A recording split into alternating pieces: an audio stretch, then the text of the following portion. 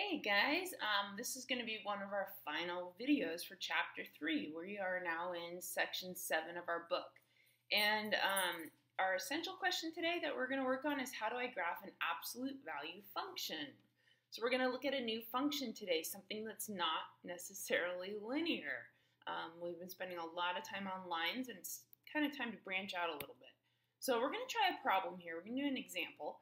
And our plan is to graph this function. We are going to graph f of x equals the absolute value of x minus 2. Absolute value of x minus 2. So probably the best way to graph any new graph that you don't know is just to make a table of values. That tends to be the easiest go-to step. So my plan is to make a table, and I'm going to call that step 1, table. And I'm going to set it up with my two variables, x and y. But in this case, it's a function, so we're calling it x and f of x. And I'm going to do just what I do with lines. I'm going to pick numbers that I think are going to be easy to put on my graph. So I'm going to do my usual thing where I go close to 0. I'm going to go -2, -1, 0, and then I'll go +1, +2. So I'm going to put those numbers in my table. But then this is where you have to do a little bit of work and you have to know your absolute values. We're going to take each of those numbers in the table and we're going to put them in the function. So if it's absolute value of x minus 2, we're going to put the first number in there, -2. And then we'll put in -1, and then we'll do 0, 1, and 2. So let's start doing that. Let's crunch some numbers now and do the math. So if it was me, I'd kind of go off to the side of my paper to do this. And first thing I'm going to do is the -2. So instead of absolute value of x minus 2, we're going to do absolute value of -2 minus 2. And then we're going to do that math. -2 minus 2 is -4. So if we put that together, that's the absolute value of -4. And when you absolute value -4, well, it turns into a +4. So the first number that goes in our table is 4. Now let's continue the process and do it with -1. So now we're going to do the absolute value of -1 minus 2. And -1 minus 2 is -3. But since we're absolute valuing -3, it's going to turn into a +3. So we're going to put 3 in our table. Now we continue on to 0. So we're going to do the absolute value of 0 minus 2. Well, 0 minus 2 is -2. And the absolute value of -2 is just +2. So we got our next table value, 2. We can see a pattern going on here. Let's continue. Absolute value of 1 minus 2. 1 minus 2 would have to be a -1, but when you absolute value it, you're going to get a +1. So 1 goes in our table. And then one more final number here. We're going to do 2. So the absolute value of 2 take away 2 is going to be 0, and the absolute value of 0 is just 0. So there's our last table value. And you definitely see the pattern in the table going, 4, 3, 2, 1, 0. We got to be kind of careful about that pattern. I'm going to show you why here in a minute.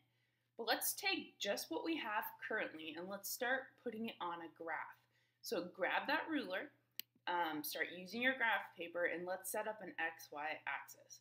So I'm going to make a nice XY axis with scale numbers. I chose to go to 6 and -6, so I'd have a lot of room to kind of work, and up to 6 and down to -6. And we're just going to plot all of these points from the table. So I'm going to plot -2 and 4. So I'm going to go to -2, and I'm going to go up to 4, and I'm going to place my first point. Okay, so now let's get the next point on the graph. Let's do -1, 3. So -1 up to 3, put a point. And then we've got 0, 2. So here's 0 and 2. There's our y-intercept right there. We're going to do 1, 1. So 1, 1 will be our next point. And then the final point is at 2, 0. So 2, 0. Now, we haven't done anything wrong. Everything's great. But at the very beginning of this video, remember I said, hey, we're doing something different. We're not doing lines. We're doing absolute value. Sure looks like a line to me, doesn't it? Like, don't you look at it and you're like, oh, another straight line. But it's not y equals mx plus b. So I don't really expect it to actually be a line. I feel like maybe I need more table numbers to figure this graph out. So I plan to take my table and extend it. I feel like we need more evidence. So I'm going to add more table values. And I'm going to go like 3, 4, 5 in my table. And I'm going to continue to crunch those numbers to see if the graph changes in any way. So let's do 3, 4, and 5, and I'm going to do them in my head this time and kind of think out loud. So take the number 3 and put it in your absolute value. X minus 2 would be 3 minus 2. Well, that's 1. And what's the absolute value of 1? 1. Okay, now put 4 in there. Absolute value of 4 take away 2 would be 2. And the absolute value of 2 is 2. Put 5 in there. The absolute value of 5 take away 2. 5 take away 2 is 3. And the absolute value of 3 is 3. So we only got 3 more numbers here. We got this 1, 2, 3, but we're going to plot them and see that the graph changes. So the next point to add is at 3 and 1. So we're going to go to 3, we're going to go up to 1, and we're going to plot that point. Oh, there it is. Now it doesn't look like a line all of a sudden. And then I'm going to do 4 and 2. So 4 and 2. And then the last point is at 5 and 3. And now you totally can see a pattern. I bet you could even guess if I went to 6 what the next number is. It's probably going to be up here at 6, 4. So the graph that we end up getting is not exactly a line. It's kind of like 2 lines coming together. And I'm going to connect those points. But I'm also going to remember that there's only as many points as I chose to do. I chose my table length. I chose how many points to put in the table. But I could keep doing this all day. I could keep adding numbers to my table and adding numbers to my graph. I just don't want to do this all day. So because of that, I'm going to extend this graph with arrows, showing that it could keep going in both directions as long as it needed to. So I'm going to draw an arrow on both ends. And that, my friends, is an absolute value function graph. Notice it's in the shape of what I would say like the letter V. It's got a very sharp point where it meets at the bottom. We call that a vertex. We'll talk about that later. But it meets at that sharp vertex and it kind of goes straight out in 2 lines in the opposite directions. So an easy way to remember this graph is I always think about absolute value. Well, that V in value makes me think of a V graph. So in my mind, when I see absolute value problems, I think of the V right away. So absolute values turn out to have a V-shaped graph, a V-shaped function.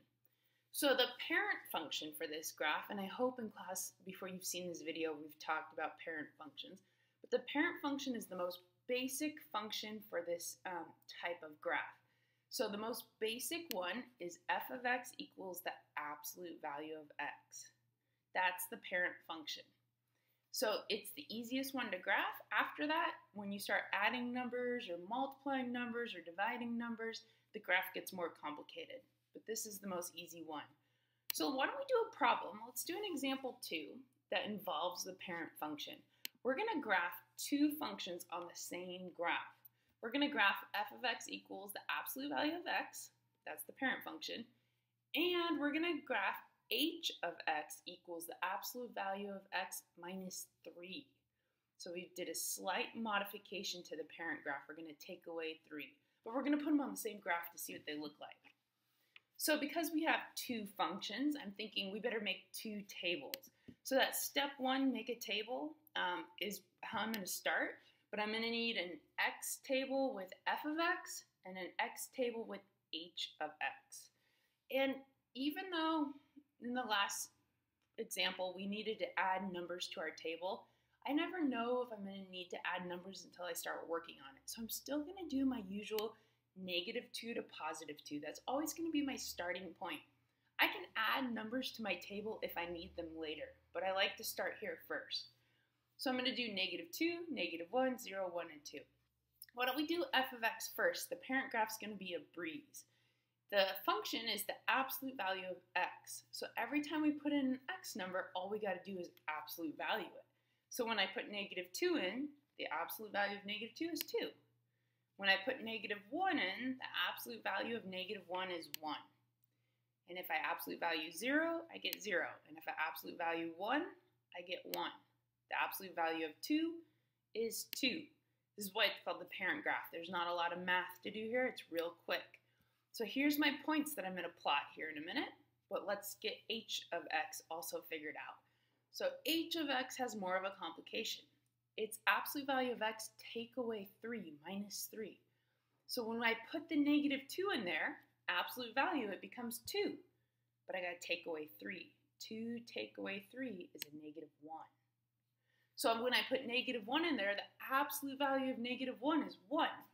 But 1 take away 3 is -2. So I'm just inserting these numbers where the x is. If I put 0 in there, the absolute value of 0 is 0, but take 3 away, that'd be -3. Put 1 in there, the absolute value of 1 is 1, but take away 3 is -2. And then put 2 in there, the absolute value of 2 would be 2, but you gotta take 2 and take away 3, so that'd be -1. Now we're ready to graph. Now we've got our two tables, all our values, we're ready to plot some points. So just like the last problem, I'm gonna set up an XY axis that is about a 6 by 6 on this one. My graph is labeled, but it might be hard for you guys to see on my screen. I labeled where the 5 and the -5 were, and the +5 up here and the -5 down here. Grab your ruler, set yours up, make it nice, and then we're gonna plot some points. And I'm gonna start with the f of x parent function first. I really wanna graph that table first. So that table that's shaken up there, that f of x, that's the one I'm gonna plot. So let's get these points on there. We have -2, +2. So -2, +2 goes there. We have -1, +1, which would go there. We have 0, 0, which would go there. We have 1, 1, which would be there. And 2, 2. And there's our parent graph. Looks like a V, so that's a good sign. Absolute value graph. I was expecting a V. So I don't think I'll have to put more numbers in my table like we did in the last example. We won't have to do that. I know I can connect my points, but I got to draw arrows shooting off because it's got to keep on going. And now I'm ready to add h of x to this graph. So I'm ready for the other table. Let's get h of x on there. Its points are -2 and -1. So -2, -1 would be like down here, over 2, down 2. Then I'm going to do -1, -2, which would be more like here. And then I'm going to do 0, -3. And then 1, -2. I'm just plotting these points right out of that table. And 2, -1. And sure enough, it's another graph in the shape of a V. So that's a really good sign. Like I expected V graphs. I'm happy to see that they both look like that. I'm going to make h of x be in red. And I'll connect it with some arrows. And then here's something we can do. Because we have two graphs, but they're on the same one graph, we have two functions on the same graph, I better label them. So the blue one was f of x equals absolute value of x, and the red one was h of x equals absolute value of x minus 3. Get those labels on there. You want to label, especially when you have two functions on the same graph. Now, if you really step back and you looked at your graphing, you're going to notice something. The parent function is the blue basic one. What happened to h of x when we took 3 away? What happened to the parent function? It's almost like the parent function just dropped down to that red one. It's the same looking V, just shifted downwards. And if you look at the 0, 0 spot, it goes down 1, 2, 3 before it hits the red.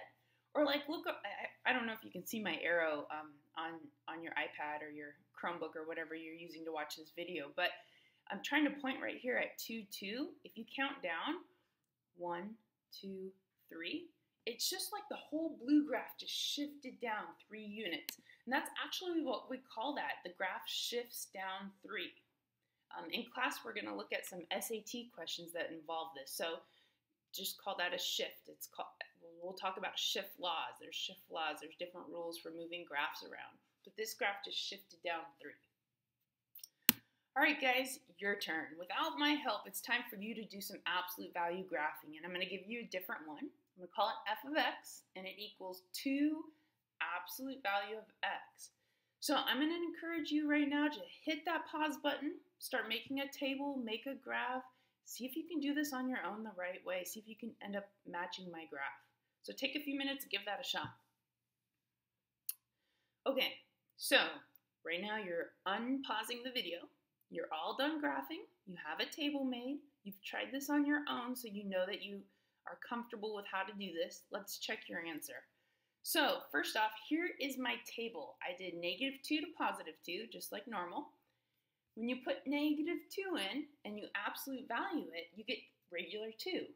But then you got to multiply it. 2 times 2 is 4. When you put -1 in and you absolute value it, you get 1. But then you got to multiply it. 1 times 2 is 2. So that's where these values came from. 4, 2, 0, 2, 4. And we're going to plot those points over on the graph over here. So -2, 4, I'll just plot all of them actually. Here they are. Each and every point, I'm going to connect it. It looks like a V. It needs some arrows. If you notice this graph compared to like the parent graph, here's the parent graph. This one got a little skinnier, I would say. It's like it pushed together. So it didn't shift necessarily, but it did transform and change a little bit. It's like the parent graph went in. But definitely a V graph, definitely absolute value, and I feel like we did it right. Check your graph and see if it matches mine. And if there's a mistake somewhere, try to figure that out, or ask me in class if I can help you. All right, so one final thing we're gonna do with this graph before we end the video is we are gonna step it up a notch and start talking a little bit more about domain and range. Domain and range is a way of describing the graph. And sometimes it's really easy to do domain and range, and sometimes it's really complicated. But domain represents the x values. So when I'm doing graphs and I'm trying to do the domain, I just think about the x-axis. So I'm going to put that in dark red right here so you can see it. So the x-axis goes left and right. It moves both directions. So I can kind of move that red line back and forth. And basically our job is to think about that x-axis. Is there any spot where the graph does not exist? Like if I go way over here to x equals 5 and I went way up, would I touch the V graph somehow? Yeah, totally. Wouldn't I eventually get up and touch it? So like if I went way out here to like x equals 100 or 1,000, and then I went way up the graph, wouldn't I still touch the V eventually? Isn't the V just going out farther and farther and farther and farther? So my description of the domain is it's all the x values. There's no limitations, so it's all real numbers or what we call infinite solutions. X is equal to infinite solutions. X is everywhere. You can go to any x number. That means in my table over here, I could put in x equals 1,000 and I could do the math with my function. Or I could put in x equals -2.75 and I could do the math with my function and get my value. Now let's talk range. Range is the opposite. It's the y value. So it's the vertical up and down on the graph. That's that big red arrow. It's looking at it moving up and down, and thinking about where does the graph go. So if you think up and down, does the graph go up forever and ever? Doesn't it? Yes, it does, because the arrows are pointing up. It is going to go up forever and ever and ever. Does the graph go down forever and ever? No, the graph doesn't. Look, if you look really closely, it stops at 0 on the y-axis. It doesn't go down to the negative y numbers. So my range is everything from 0 and up. So my range is y is greater than or equal to 0. Everything equal to 0 and above it is in this graph. Nothing down below the y-axis and the negative numbers is part of that range. So there's my descriptors. All right, so hopefully that makes a little bit of sense. Domain and range, some people really catch on quickly to it, and others, it just takes a while to really understand it. But just remember, domain and range is describing the graph, the x's and the y's. But really, the big takeaway from this entire video is, can you graph an absolute value function? And I hope you can. Remember, just make a table, plot the points, and it needs to be in the shape of a V. If it doesn't look like a V, add more points to your table until you figure out where that V goes. All right, guys. Thanks for watching. Hope this helps, and we are definitely practicing this in class.